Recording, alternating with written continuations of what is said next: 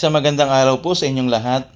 Tayo ngayon ay magkakaroon ng pagbasa mula sa Aklat ng Mga Awit, Kabanata 1, Talatang 1 hanggang 6. Ganito po yung sinasabi. Talatang 1. Mapalad ang taong hindi lumalakad sa payo ng masama, ni tumatayo man sa daan ng mga makasalanan, ni umuupo man sa upuan ng mga manunuya. Talatang 2.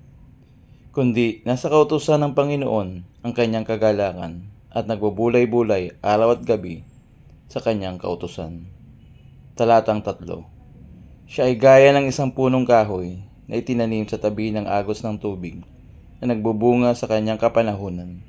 Ang kanyang dahon na may hindi nalalanta sa lahat ng kanyang ginagawa ay nagtatagumpay siya.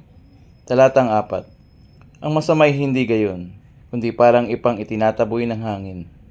Talatang 5. Kaya't ang masama ay hindi tatayo sa hukuman, ni sa kapulungan ng matuwid ang makasalanan. Talatang 6. Sapagkat ang lakad ng matuwid, ang Panginoon ang nakakaalam, ngunit mapapahamak ang lakad ng makasalanan. Salamat sa salita ng Diyos na ating binasa mula sa Aklat ng Mga Awit, Kabanata 1, Talatang 1 hanggang 6. Pagpalain tayo ng salita ng Panginoon.